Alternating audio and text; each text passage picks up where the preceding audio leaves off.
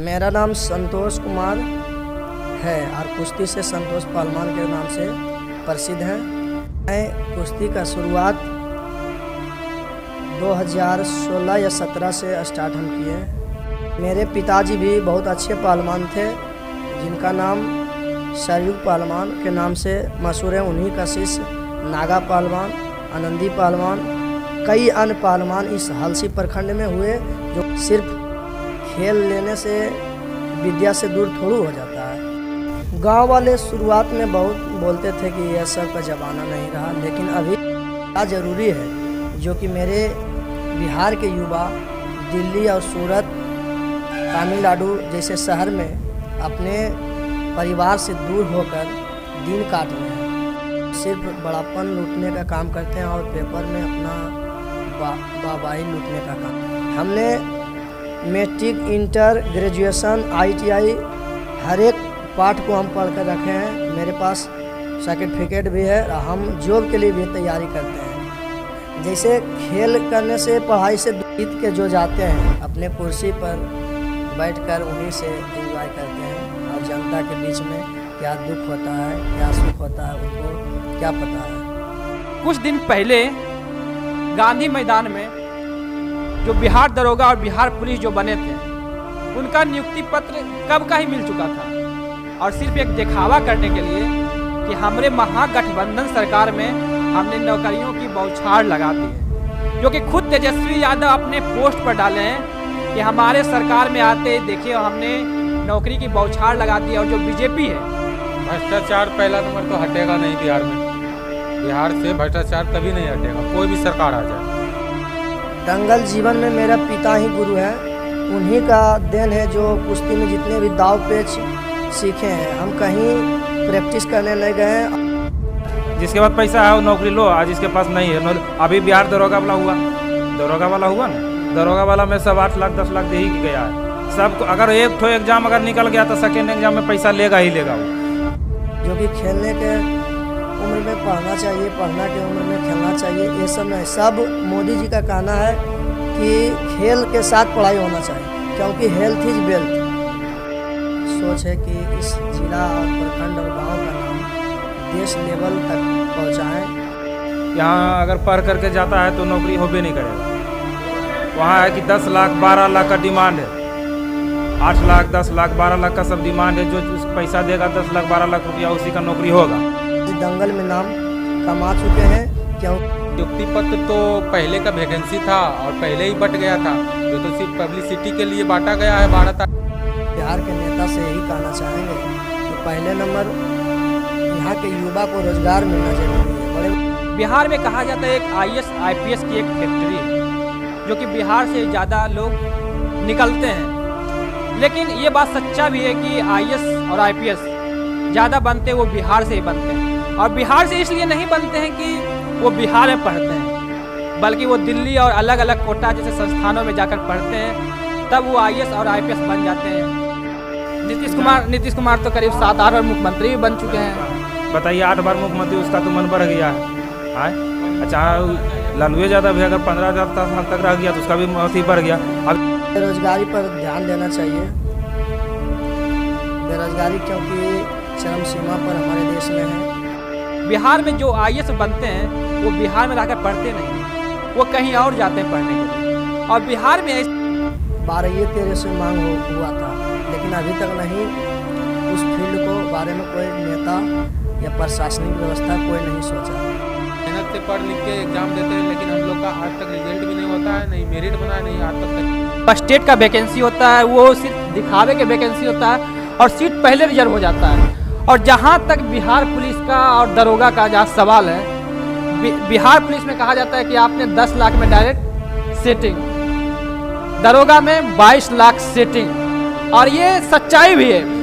यादव बोले थे कि 19 लाख वैकेंसी आएगा, शायद 19 लाख या तो 20 लाख बोले थे, लेकिन आज तक हम लोग उस वैकेंसी का वेट कर रहे हैं, लेकिन अभी तक ढंग से वैकेंसी नहीं आता है तो 600 500 200 सीट आता है, वो भी सब सीट बुक हो जाता है। नहीं तो रही बात सीट का, तो वैकेंसी निकलने से पहले सब सीट रिजर्व हो जाता है। जो जिनके पास पैसा रहता है, मतलब उनका बेटा के लिए बेटी के लिए रिजर्व हो जाता है, टोटल सीट बिक जाता है।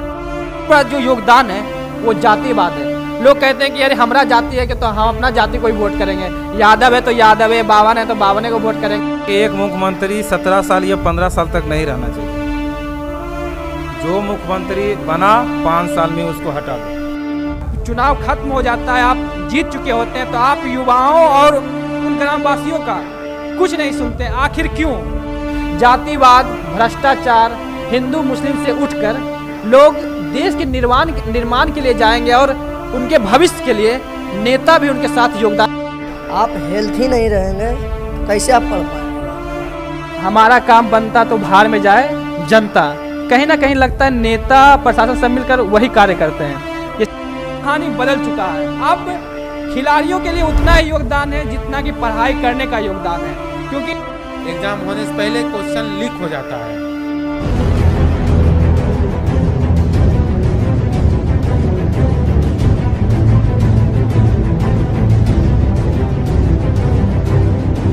नमस्कार, आप देख रहे हैं बिहार सेवा न्यूज। मैं हूं आपके साथ राहुल कुमार। अभी हमारे साथ मौजूद हैं संतोष पहलवान, जो कि लखीसराय के अंतर्गत ऐसा कोई भी एरिया नहीं होगा जो इस नाम से परिचित नहीं होगा।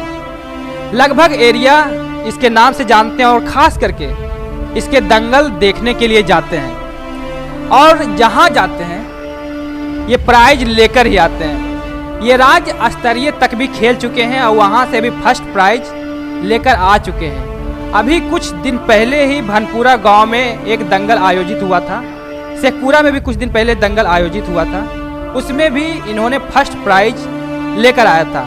और ये हमारे साथ मौजूद है, इनसे हम कुछ विशेष प्रकार की जानकारी प्राप्त करेंगे। कब से, कहां से आप चालू किए थे और आपका इसी दंगल में आना क्यों जरूरी था, इसी दंगल में आपका इंटरेस्ट क्यों हुआ था? क्योंकि कहा जाता है कि हर युवा कुछ ना कुछ लक्ष्य के लिए जरूर अग्रसर रहते हैं। तो ये हमारे साथ मौजूद हैं, इनसे भी हम जानने का प्रयास करेंगे कि आपने इन्हीं रास्ता को क्यों चुना। क्योंकि लोग कहते हैं कि हम IAS, IPS और डॉक्टर बनने के लिए करते हैं, लेकिन हमारे अभी लखीसराय में, जिस प्रकार से लखीसराय या पूरा बिहार में जो अभी खिलाड़ियों का जो योगदान है वो निरंतर गिरता चला जा रहा है, और आप उसमें दंगल का ही खेल चुने, ऐसा क्यों? पहले नंबर आपके बिहार सेवा न्यूज ये जो चैनल है उसको पहले नंबर धन्यवाद हम देना चाहते हैं। मैं कुश्ती का शुरुआत 2016 या 17 से स्टार्ट हम किए, जिसमें फर्स्ट कुश्ती कूड़घाट जो महावीर स्थान पड़ता है, जो लछवाड़ के नाम से प्रसिद्ध है, उसी में मकर संक्रांति के शुभ अवसर पर दंगल प्रतियोगिता का आयोजन होता था। उसमें हम घूरने के माध्यम से गए। एक मिनट हम ब्रेक लेना चाहेंगे। सबसे पहले आप ये बताइए कि आपका घर कहाँ हुआ और वहाँ से आपने किस प्रकार उठा? क्योंकि आपने 10th या इंटर करने के बाद सबका अलग अलग लक्ष्य होता है, तो आप वहाँ से बताने का प्रयास करिए कि आपका इस फील्ड में आना क्यों जरूरी हो गया था और किस प्रकार से इस फील्ड में आया। आप शुरू से बताइए, नाम से, गांव से लेकर। मेरा नाम संतोष कुमार है और कुश्ती से संतोष पहलवान के नाम से प्रसिद्ध हैं।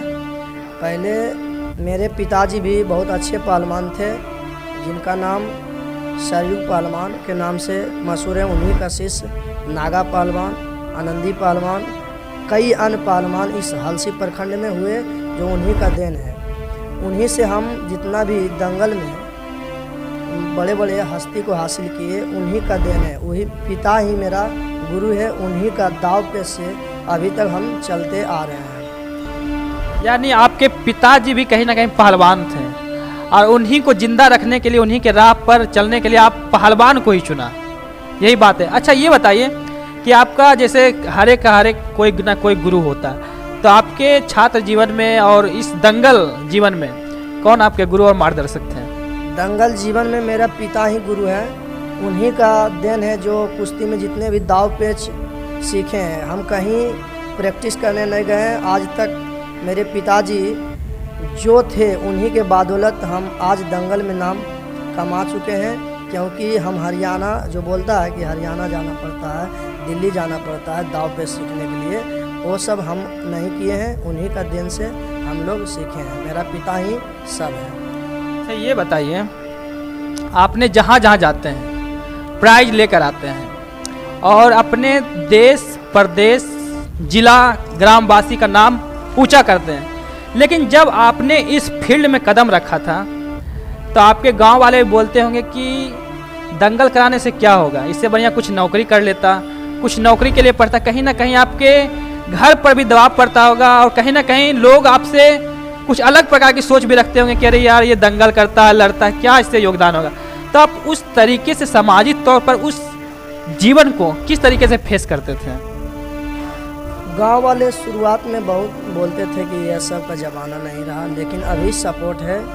मेरा कहना है कि अपना अपना लक्ष्य होता है, सिर्फ खेल लेने से विद्या से दूर थोड़ा हो जाता है।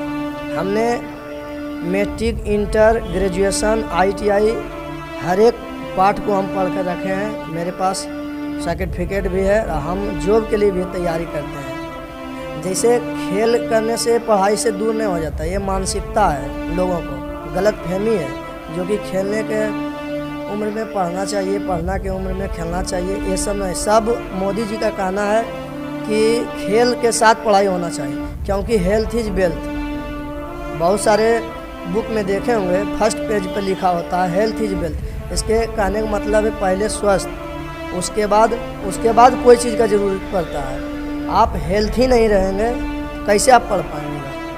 अच्छा संतोष जी, आप जैसे लखीसराय के अंतर्गत आते हैं और आपका घर धीरा हुआ, तो यहाँ के जो नेता हैं, प्रशासन है, विधायक जो है, कहीं भी लखीसराय के अंतर्गत खिलाड़ियों के लिए कोई भी योगदान, और जो कहा जाता है उसके लिए एक दंगल के लिए अलग सा एक संस्थान होता है, उसके लिए एक दंगल कुश्ती के लिए भी जहाँ मतलब अखाड़ा होता है, वो सब कहीं भी हमें दिखाई नहीं पड़ता। तो क्या कहेंगे, कहीं ना कहीं उनकी दक्षता की कमी है या प्रशासन की कमी है या उनके गुणवत्ता की कमी है? क्योंकि लोग अभी के समय में खिलाड़ियों के लिए योगदान नहीं देना चाह रहा है। आखिर ऐसा क्यों? क्योंकि जब अगर कोई अभ्यर्थी अगर जीत कर आते हैं, जैसे आपने अभी जीत कर आया, राज्य स्तरीय तक भी मेडल लेकर आया, आपने देश का नाम ऊंचा किया, प्रदेश का नाम ऊंचा किया, जिला एवं ग्रामवासी के साथ साथ अपने ग्रामवासी का भी नाम ऊंचा किया और अपने खानदान का भी नाम ऊंचा किया। तो उसमें विधायक जी का भी नाम कहीं ना कहीं ऊंचा हुआ, क्योंकि आप उनके अंतर्गत आते हैं और उनका नाम आता है कि आपने लखीसराय के विधायक ये थे और वहाँ के स्टूडेंट प्राइज जीता। तो आखिर वो जो नेता हैं, जो विधायक जी हैं, वो आपके लिए क्यों योगदान नहीं करना चाहते हैं, क्यों अखाड़ा नहीं बनवाना चाहते हैं? वो तो उनका ही सोच है, क्योंकि मेरा सोच है कि इस जिला और प्रखंड और गांव का नाम देश लेवल तक पहुंचाएं। और उनका क्या सोच है, वो सिर्फ राजनीतिक में ही लीन रहते हैं, वो तो वो जान सकते हैं, वो तो हम नहीं बता सकते हैं। अच्छा, जब आप जीत कर आते हैं तो आपके साथ फ़ोटो खिंचाने के लिए आते हैं और हाथ खड़ा करवाते हैं कि हमारे जिला का युवा जो है दंगल में और खिलाड़ी जगत में नाम ऊंचा कर रहे हैं। सिर्फ ये सब पन्नों पे ही दिख जाता है, धरातल पे तो कहीं नहीं दिखता है। तो आप नेता के बारे में क्या कहने का प्रयास कीजिए? वो सिर्फ दिखावा करते हैं, वो योगदान नहीं करते हैं, वो सिर्फ बड़ापन लूटने का काम करते हैं और पेपर में अपना वाहवाही लूटने का काम करते हैं। वो यदि युवा के प्रति सोचते तो यहाँ एक भी फील्ड जैसे मांग हुआ नीतीश कुमार के द्वारा, हलसी कृषि विज्ञान केंद्र पड़ता है, उसमें 2012-13 से मांग हुआ था, लेकिन अभी तक नहीं उस फील्ड को बारे में कोई नेता या प्रशासनिक व्यवस्था कोई नहीं सोचा। हम बच्चे से सुन रहे थे कि यहाँ फील्ड का मांग नीतीश कुमार घोषणा भी किए थे, लेकिन अभी तक नहीं हो पाया। अच्छा, जब आप मांग करते तो नेता के द्वारा आश्वासन दिया जाता है कि जैसे आपने अभी कहा कि 2014 में कहा था कि आपने हलसी केंद्र जो कृषि केंद्र है, वहाँ पर एक खिलाड़ियों के लिए अखाड़ा बनना था, उनके लिए वहाँ पर एक अलग प्रकार के वहाँ पर एक खिलाड़ियों के लिए स्पेशल कुछ जगह बनना था, लेकिन अभी तक नहीं बना। लेकिन पुनः जब देखिए जब चुनाव आएगा तो आपके जिला, आपके गांव, ग्रामवासी के अंतर्गत पैर भी जाकर पकड़ते हैं कि चाचा बाबा हमारा वोट दे दिया। उसके बाद जब जीत जाते हैं तो वो आप कहा जाता है ना कि हमारा काम बनता तो बाहर में जाए जनता। कहीं ना कहीं लगता है नेता प्रशासन सब मिलकर वही कार्य करते हैं। जैसे अभी 5 साल हो गया मतलब 3-4 साल हो गया जीत गए, कभी आपके गांव आया मिलने के लिए या आपसे मिलने के लिए कभी आया?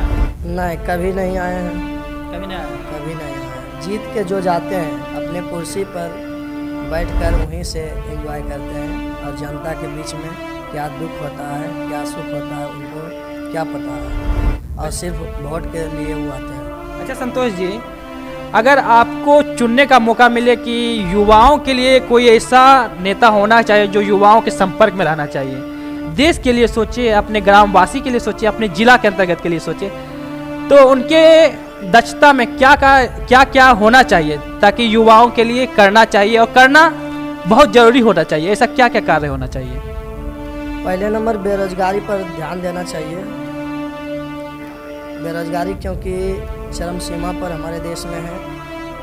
रोजगार के कारण युवा भटक रहे हैं, दिल्ली बंगाल यहाँ वहाँ, ये सब अच्छा नहीं लगता है। इसलिए बिहार के नेता से यही कहना चाहेंगे कि पहले नंबर यहाँ के युवा को रोज़गार मिलना ज़रूरी है, बड़े बड़े कंपनियाँ बैठाना ज़रूरी है। क्या ज़रूरी है जो कि मेरे बिहार के युवा दिल्ली और सूरत, तमिलनाडु जैसे शहर में अपने परिवार से दूर होकर दिन काट रहे हैं। यहाँ नहीं हो सकता है क्या? यहाँ ज़मीन नहीं है क्या? यहाँ कंपनी हो सकता है, लेकिन यहाँ का युवा बेरोजगार भटक रहे हैं। यहाँ का नेता सिर्फ अपने पेट भरने का काम कर रहे हैं। देखिए हमारे देश में इतना तो बेरोजगारी है ही, उसमें भी सबसे ज़्यादा बेरोजगारी है ना जो वो बिहार में है। बिहार में कहा जाता है एक IAS IPS की एक फैक्ट्री है जो कि बिहार से ज़्यादा लोग निकलते हैं। लेकिन ये बात सच्चा भी है कि IAS और IPS ज़्यादा बनते वो बिहार से ही बनते हैं, और बिहार से इसलिए नहीं बनते हैं कि वो बिहार में पढ़ते हैं, बल्कि वो दिल्ली और अलग अलग कोटा जैसे संस्थानों में जाकर पढ़ते हैं, तब वो IAS और IPS बन जाते हैं और नाम सिर्फ ऊंचा होता है बिहार का, जो कि सच्चाई नहीं है। सच्चाई कुछ और ही है। बिहार में जो IAS बनते हैं वो बिहार में लाकर पढ़ते नहीं हैं, वो कहीं और जाते हैं पढ़ने के लिए। और बिहार में ऐसा सिर्फ दिखावा होता है, मतलब क्या कहें। कुछ दिन पहले गांधी मैदान में जो बिहार दरोगा और बिहार पुलिस जो बने थे, उनका नियुक्ति पत्र कब का ही मिल चुका था, और सिर्फ एक दिखावा करने के लिए कि हमारे महागठबंधन सरकार में हमने नौकरियों की बौछार लगा दी है, जो कि खुद तेजस्वी यादव अपने पोस्ट पर डाले हैं कि हमारे सरकार में आते ही देखिए हमने नौकरी की बौछार लगा दी। और जो बीजेपी है वो सिर्फ वादा करते हैं, सिर्फ दिखावा करते हैं। तो उसमें जानने का प्रयास करेंगे कि ऐसे बेरोजगारी में और ऐसे युवाओं के साथ सिर्फ दिखावा और छलावा कब तक चलते हैं बिहार राज्य में, कि वैकेंसी का बिक जाना, युवाओं के साथ सिर्फ धोखेबाजी करना, छलबाजी करना, गुमराह करना, ये सब कब तक बिहार में चलता रहेगा? और आप ऐसे नेताओं को क्या कहना चाहेंगे? भ्रष्टाचार पहला नंबर तो हटेगा नहीं बिहार में। बिहार से भ्रष्टाचार कभी नहीं हटेगा, कोई भी सरकार आ जाए। इसके लिए कोई भी सरकार आ जाए भ्रष्टाचार नहीं हटेगा। रही बात सीट का, तो वैकेंसी निकलने से पहले सब सीट रिजर्व हो जाता है। जो जिनके पास पैसा रहता है, मतलब उनका बेटा के लिए बेटी के लिए रिजर्व हो जाता है, टोटल सीट बिक जाता है। और नियुक्ति पत्र तो पहले का वैकेंसी था और पहले ही बट गया था। ये तो सिर्फ पब्लिसिटी के लिए बांटा गया है। 12 तारीख को या शायद 11 तारीख को बांटा गया है नियुक्ति पत्र SI को और ये बिहार पुलिस को। ये दिखावा के लिए बांटा गया है। इससे पहले नियुक्ति पत्र सबको मिल गया था। अब वैकेंसी रही बात, तेजस्वी यादव बोले थे कि 19 लाख वैकेंसी आएगा, शायद 19 लाख या तो 20 लाख बोले थे। लेकिन आज तक हम लोग उस वैकेंसी का वेट कर रहे हैं, लेकिन अभी तक ढंग से वैकेंसी नहीं आता है तो 600, 500, 200 सीट आता है, वो भी सब सीट बुक हो जाता है, नहीं तो एग्ज़ाम होने से पहले क्वेश्चन लीक हो जाता है। और उसी के कारण हम लोग का मेरिट भी नहीं होता है बढ़िया से। हम लोग अपना मेहनत से पढ़ लिख के एग्ज़ाम देते हैं, लेकिन हम लोग का आज तक रिजल्ट भी नहीं होता है, नहीं मेरिट बना, नहीं आज तक कहीं गए हैं। बिहार में इतना भ्रष्टाचार हो रहा है, युवाओं के साथ जो सिर्फ छलावा हो रहा है, जो धोखेबाजी हो रहा है, जो युवाओं को गुमराह किया जा रहा है। आपने देखा कि तेजस्वी यादव खुद अपने पोस्ट पर डाले हैं कि बिहार महागठबंधन में आते ही हमने युवाओं के लिए नौकरियों की बौछार कर दी है। कहाँ तक लगता है आपको कि ये नियुक्ति पत्र पहले दे देता और ये सिर्फ दिखावे के लिए इतना पैसा खर्चा करके और गांधी मैदान में इतना बड़ा आयोजित करने का क्या मकसद हो सकता है? सिर्फ पब्लिसिटी या तो सिर्फ युवाओं को गुमराह करने के लिए ये सब किया जा रहा है? ये सब अपना अपना पब्लिसिटी है। जब सब नेता का जो भी ये ऐसे अगर कर रहा है, तेजस्वी यादव ये जो भी कर रहा है, ये अपना पब्लिसिटी के लिए सिर्फ कर रहा है। और उसके बाद रह गई बात नौकरी का, तो नौकरी कहाँ से क्या करेगा नौकरी? यहाँ अगर पढ़ करके जाता है तो नौकरी होबे नहीं करेगा। वहाँ है कि 10 लाख 12 लाख का डिमांड है, 8 लाख 10 लाख 12 लाख का सब डिमांड है। जो पैसा देगा 10 लाख 12 लाख रुपया उसी का नौकरी होगा। और वो पैसा कहाँ जाता है? सब नेता तो खाता है, सब नेता खाता है पैसा। जनता तो पैसा है, जिसके पास पैसा है वो नौकरी लो, आज जिसके पास नहीं है अभी बिहार दरोगा वाला हुआ ना, दरोगा वाला में सब 8 लाख 10 लाख दे ही गया है। सब अगर एक ठो एग्जाम अगर निकल गया तो सेकेंड एग्जाम में पैसा लेगा ही लेगा वो। अगर आप चाहिएगा 10 लाख रुपया हम डायरेक्ट ही दे दे तो उसमें भी नौकरी लगने वाला नहीं है। अच्छा जीतू दा, एक बिहार में कहावत चला हुआ है कि जो स्टेट का वैकेंसी होता है वो सिर्फ दिखावे के वैकेंसी होता है और सीट पहले रिजर्व हो जाता है। और जहाँ तक बिहार पुलिस का और दरोगा का जहाँ सवाल है, बिहार पुलिस में कहा जाता है कि आपने 10 लाख में डायरेक्ट सेटिंग, दरोगा में 22 लाख सेटिंग। और ये सच्चाई भी है। हमने बहुत युवाओं से जानने का प्रयास किया तो ये बात सही निकला। और जब हमने मेरिट में देखा तो जो बहुत दूर तक पहुँचते हैं उनका डायरेक्ट संपर्क हो जाता है, वो डायरेक्ट दरोगा बन जाते हैं। तो इस प्रकार आप किसको दोष देना चाहेंगे? या तो सरकार को, या तो जो भ्रष्ट नेता हैं जो इस प्रकार युवाओं को गुमराह करके पैसा तसील कर और अपने नेता पब्लिसिटी में काम करते हैं, तो ऐसे नेताओं को आप क्या कहना चाहेंगे? ये ज़्यादातर बिहार में हो रहा है, क्योंकि बिहार एक स्टेट वाला नौकरी है। बिहार से जितना भी लेता है स्टेट वाला नौकरी है। यही देखिए ग्रुप डी है, ग्रुप डी में अब उससे नहीं हो सकता है क्योंकि ऑनलाइन एग्जाम हो गया, उसमें देखिए नहीं होगा। और बिहार में है कि यहाँ तो है किसी तरह से मतलब चोरी करके नौकरी दिलवाना है। ये सब है कि नौकरी पैसा पर ही लेना है। तो यहाँ तो ऑनलाइन एग्जाम करेगा नहीं, जब भी रहेगा तो ऑफलाइन ही एग्जाम रहेगा। और ऑफलाइन एग्जाम में तो इसे हो भी करेगा। अच्छा, ये भ्रष्टाचारी कब खत्म हो सकता है? या तो जैसे कहा जाता है बिहार में एक जातिवाद है, भ्रष्टाचार, और सबसे बड़ा जो योगदान है वो जातिवाद है। लोग कहते हैं कि अरे हमारा जाति है कि तो हम अपना जाति को ही वोट करेंगे, यादव है तो यादव है, बावन है तो बावने को वोट करेंगे, तेली है तो तेलिए को वोट करेंगे। तो इस प्रकार कब तक चलता रहेगा? और कब ये सबसे उठकर युवाओं सच्चे की ओर योगदान करेंगे, जो कि जातिवाद, भ्रष्टाचार, हिंदू मुस्लिम से उठकर लोग देश के निर्माण के लिए जाएंगे और उनके भविष्य के लिए नेता भी उनके साथ योगदान देंगे? ये कब तक संभव हो सकता है? ये होगा कि एक मुख्यमंत्री 17 साल या 15 साल तक नहीं रहना चाहिए। जो मुख्यमंत्री बना 5 साल में उसको हटा दो, तभी हो सकता है। एक वो विराजमान उसमें बैठा रहेगा, वो उसी होगा। नीतीश कुमार तो करीब 7-8 बार मुख्यमंत्री भी बन चुके हैं। बताइए, 8 बार मुख्यमंत्री, उसका तो मन बढ़ गया है। अच्छा, लालू यादव है, अगर 15 साल तक रह गया तो उसका भी अथी बढ़ गया। अब इससे बीजेपी है, अगर 10 साल से वो मुख्यमंत्री अथी बनल है, प्रधानमंत्री बनल है, तो उसका भी मन बढ़बे करेगा। यानी सत्ता का पलटना बहुत जरूरी रहता है। सत्ता का पलटना बहुत जरूरी रहता है, क्योंकि अगर नए सत्ता आता है तो नया ऊर्जा होता है, और उस ऊर्जा को यानी समाज में बिखेरने का प्रयास करता है और समाज को अच्छे स्तर पर ले जाने का प्रयास करता है। देखा यहाँ के युवा किस प्रकार से बात कर रहे थे भ्रष्टाचार को लेकर, और यहाँ के भ्रष्टाचार को लेकर, और जो लखीसराय के अंतर्गत हैं, जो कि संतोष कुमार जो धीरा का पहलवान है, वो करीब लगभग हर एक दंगल जीत चुके हैं, लेकिन इन सभी युवाओं के लिए कोई योगदान नहीं किया जा रहा। आखिर क्यों? आखिर किसकी गुणवत्ता की कमी है, किसकी दक्षता में कमी है? क्योंकि कहा जाता है कि खिलाड़ियों के लिए योगदान देना बहुत जरूरी है, क्योंकि खिलाड़ी यार ऐसा ही चीज़ होता है जो कि देश के दूसरे देश में जाते हैं खेलने के लिए और अपने देश के नाम ऊंचा करते हैं, देश ग्रामवासी प्रदेशवासियों का भी नाम ऊंचा करते हैं। लेकिन युवाओं के जैसे संतोष पहलवान जी थे, उन्होंने कहा रहा था कि यहाँ के लिए कोई भी ऐसा नेता नहीं है जो कि युवाओं के लिए कार्य कर रहे हैं, खिलाड़ियों के लिए कार्य कर रहे हैं। तो एक कहना प्रयास करेंगे कि सर, जब आपका चुनाव आता है तो आप आ जाते हैं यहाँ पे कि चच्चा हमारा वोट दे दिया, भैया हमारा वोट दे दिया, लेकिन जब चुनाव खत्म हो जाता है, आप जीत चुके होते हैं, तो आप युवाओं और उन ग्रामवासियों का कुछ नहीं सुनते। आखिर क्यों? आखिर आपको 5 साल बाद पुनः इसी दंगल में आना है और वोट ही मांगना है, तो आप उससे पहले आप युवाओं के लिए क्यों नहीं सुनते हैं? आप युवाओं के खिलाड़ियों के लिए जो कार्य होता है, आप उस कार्य को क्यों नहीं करवाते हैं? तो कहने का प्रयास करेंगे कि यहाँ पे खिलाड़ियों के लिए भी अच्छे से अच्छी सुविधा करिए, ताकि यहाँ के खिलाड़ी आगे बढ़े और यही के साथ साथ और भी खिलाड़ी इनके देखते देखते मार्गदर्शन पर देश के लिए निर्माण करें, देश का नाम ऊंचा करें।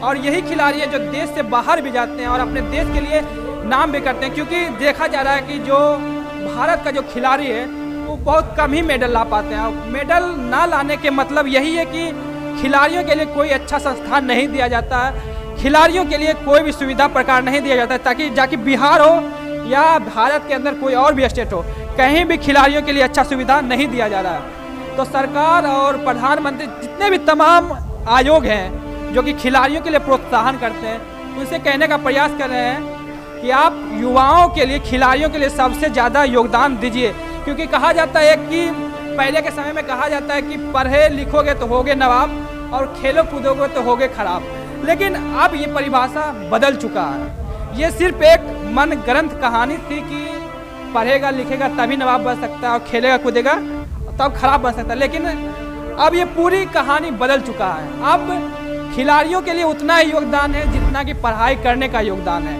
क्योंकि यही योगदान देश और देश के ऊपर भी दिखता है। तो हम कहने का प्रयास करेंगे, खास करके अपने जिला से ये स्टार्ट कर रहे हैं कि हमारे विधायक विजय कुमार सिन्हा से ये कहने का प्रयास करेंगे कि सर, आप जब चुनाव आते हैं तो वोट मांगने के लिए आते हैं, उसी प्रकार युवाओं को बात सुनिए, खिलाड़ियों का बात सुनिए और यहाँ के लखीसराय अंतर्गत आप खिलाड़ियों के लिए अच्छे से बेहतर योगदान के लिए सहायता कीजिए और उनके लिए कार्य करिए। धन्यवाद बिहार सेवा न्यूज़ देखने के लिए।